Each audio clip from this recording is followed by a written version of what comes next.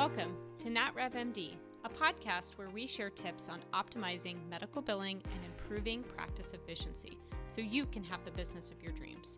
I'm your host, Dr. Heather Signorelli, founder of NatRevMD. Let's get started.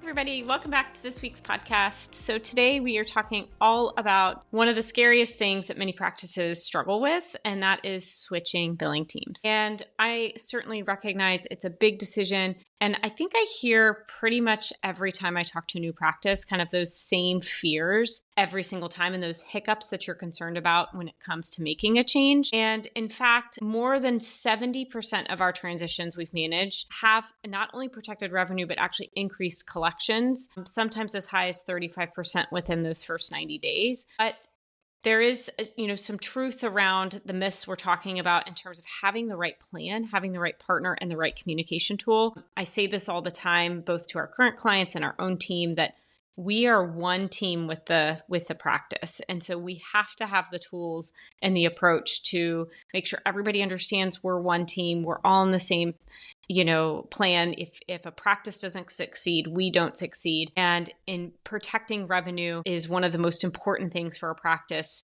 and really helps make sure that they have the confidence and clarity to make a change. And so having these myths talked about and openly discussed is really, really important when you are considering making a change with your billing team. So the first myth, which I think is probably the most common, right, which is our revenue will drop if we switch. And it's the number one fear. It's understandable. Oftentimes, profits within a practice are tight. And so having 1 or 2 or 3 months of lower revenue just isn't sustainable. And here's the reality, right? So insurance claims, as you guys know, typically are paid kind of in a 20 to 45 days after submission. We try and lean to where that average day of payment is in that 20 to 30-day range. Industry average is actually in the 40-day range.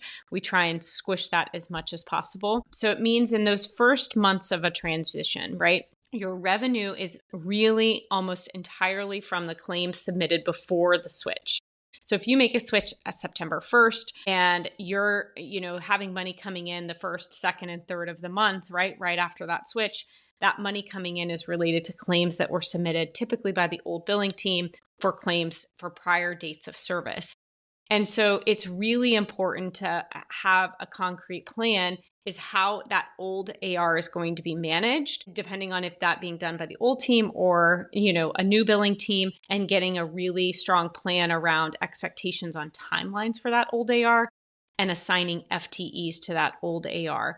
And I'll talk a little bit more about that because I think it's one of the most critical things for everybody to understand. Old AR coming from a different billing team can be, a lot of work. And so you all have to be on the same page of understanding how many claims are there, what are the number of FTEs that are going to be assigned to that, and how is that project going to be run separately from an FTE standpoint than the individuals who are running the day-to-day claims for the new work moving forward.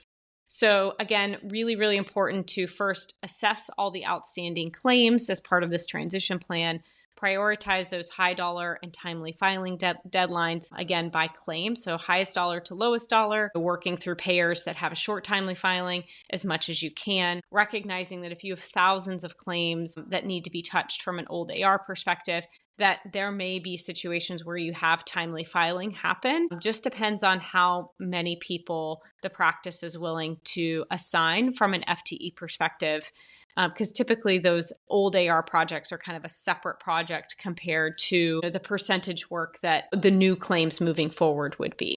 Really, really important to typically have a weekly touch point. So you're working with the practice and the billing team on a weekly basis in those first, early 2-3 months to get that old AR addressed. And sometimes old AR can drag on for months. And again, it just comes down to how many FTEs is it worth assigning to those? Old AR claims kind of come in different flavors, right? They could be claims that you've already received money for that need payments posted. So that's a very timely process of calling the payer, finding the EOB either on a payer portal or having to call the insurance directly, which is the worst case scenario, so that you can get those payments posted. And it's so painful when the money's already hit the checking account for the physician to then be posting that payment when that cleanup work is just not value add in terms of adding additional money to the checking account. A lot of times we'll get in there and the old AR has old eligibility or old coding denials that just were never addressed. And that comes down to the communication plans between the office and the billing team, right, to have an issue tracker or some sort of mechanism so that things don't get lost in emails and that there's always a tracking system to see how those are going to be resolved. We had one practice that we took over, had over 700 ignored rejections. And so within 45 days, their cash flow was not only stabilized, but within 90 days, they were up by 25% based on those just dealing with rejections on a timely manner. And a lot of those rejections were easy things to fix, but things that needed somebody to sit down and actually fix them. And so with the right structure, of course, you can have a practice transition billing teams that won't have revenue that's lost. Oftentimes, actually, revenue goes up because you're dealing with that old AR quickly. If you again, stabilize the right number of FTEs for that project, and then revenue will then hit a new steady state based on constantly hitting the deadlines to get those claims managed timely. All right. So myth number 2, our staff already know our quirks. No new team will get it. Practices often worry that, their workflow or their process that they have in place is unique for them or unique for, billing in general. And to have somebody teach that or learn that workflow may take time. I would say that for 95% of our practices, even though you may think it's different, a lot of those hold certain patterns, right? We know claims need to be signed off, claims need to be scrubbed, rejections need to be managed, eligibility issues that we find need to be managed, training of front desk needs to happen, and patient payments need to be posted, and then reporting out on all of this progress on a monthly basis. And so we have a really good transition process where we're going through each of those unique situations and understanding, are there nuances there that we need to learn? Typically that happens within 1 or 2 phone calls. And again, we're touching on those during those weekly transition calls so that if there are issues, say with eligibility, we're sending a policy and procedure or having our managers meet with the front office so that they understand and can plan for re-education if it's necessary. Now, of course, there's always risks, right? You do want to document these workflows, but at the end of the day, if those are documented and the staff are trained, then oftentimes this is actually one of the least concerns of us when we take over a practice, as long as we just understand what the current process is and we have good touch points. Again, we're all one team, and it's really, really important for everybody to feel as like we're all one team. That is a required element when we take on a new practice, is that we are not coming in as just a vendor. We're coming in as your partner, and we all want to work together to get the revenue that the practice needs. Because again, if the practice isn't paid, we aren't paid. And that's really designed to help make sure that we're all aligned and make sure that, if there are major errors, that we're all fixing those together. I think it's really, really important that we also think about workflows in a way that makes us understand that sometimes there are habits that were put into place by a prior team, but that may not be the best process moving forward. And we have to discuss and understand what the right process looks like. And that's why we have, managers on our team, all of which who have 10, 15, 20 plus years experience each, in order to really understand what's going on in the practice, what are some recommendations from other practices, and how can we all get to the end goal the same, which is, having really, low AR over 90 days, getting those claims paid as quickly as possible. We had one practice that told us that their quirk was holding all secondary claims until the patients had followed up. Obviously not the right approach right now. We want those secondary claims to follow directly after the primary claims. This was something that was delaying payments for the practice. We were able to correct that within the system and kind of educate around this. And obviously reimbursements and payments caught quickly up to be in line with industry standards and even better than industry standards. So we certainly recognize that there are certain processes in a workflow that may be working and some that may need some expertise, especially when it comes to EDI enrollments and software setup. We just need to make sure that we understand why it was set up that way, provide recommendations. So again, the end goal is just for you to get paid sooner and quicker as you can. So myth number 3, it's too much work to switch. Certainly recognize that nobody wants the administrative burden that comes around a transition, right? The meetings, getting everybody set up on the payer portals. But the truth is most of the work does fall on our team, though we do expect kind of to have a partner in this when it comes to resolving some of those issues that we may need help with. So we do try and limit the work on a practice. Obviously, those few structured calls ahead of time to work through those workflows, getting those payer portal access, and then answering questions kind of on that weekly basis as much as possible so that we can get into a good groove. And then those calls typically decrease over time to where you're meeting every other week or once a month, depending on the practice needs. We certainly recognize that a lot of this has to do with enrollments and between the payer and the software, maybe even an EFT setup, clearinghouse connections, payer communications, and all of that is stuff that our team takes on. I would say if you don't have access or aren't the admin of your payer portals, that's kind of one of the things that can be more time consuming. We help walk you through that. And our staff will help make sure that you get to be admin, because I think that's one of the most critical things that you and your team can have. Certainly if you're looking at your metrics and you have high old AR or you have, payment issues, denials that are piling up, then staying with that billing team is not going to get you or your practice where it needs to be from a financial standpoint. And that puts both you and your patients at risk in terms of just a thriving practice. So if you're already spending time chasing, answers or fixing mistakes or stressing about revenue, then obviously switching could lighten that load. Once you get through those initial transition calls, it does get easier and easier. All right. So myth number 4, let's talk about patient balances. There's a lot of concern that, how will patient balances be managed? And so let's put this into 2 buckets. And I've done several podcasts on patient AR, but you think of patient AR, right? We've got our old patient AR, right? So how old does it go back? Do you have a plan around collections? Are we sending statements currently today? And really making sure that those patient statements are accurate, the old ones, so that you can send patient statements, get into a groove of patient statements, and then be able to have some process around if you are going to send to collections, making sure that you alert us of that so that we can do the necessary write-offs in the software. It's also important to recognize patient credits are an important part to understand. Do you have a lot of refunds that are due? There are a lot of state regulations that dictate how soon you have to refund those patients. So you really want to make sure that you have a good handle on patient refunds as well, and make sure that, you have an ability to refund patients and that your state regulations when it comes to these things. So when we take over a practice, we're obviously reviewing past patient statements, understanding your collection process. Typically, we'll provide a collection report, but we are looking for the practice to alert us if they are going to send those patients to collection, because it is on the practice to kind of send them. And we highly recommend practices calling on those patient collections, patient debts first, so that they can then decide if they're really going to put the patient under collection. And then having the collection agency, which will typically send a pre-collection letter, and having that balance written off in the EMR once that patient has been sent to collections, because you're not going to want to continue to send them statements, and certainly the collection agency is not going to have you do that. Obviously, if a balance looks inaccurate, we have to pause sending patient statements until that data is clean. So then that comes back down to that old AR body of work. We've seen practices where we've gone into a practice where instead of a balance flipping to a secondary insurance payment, it was flipping to a patient balance.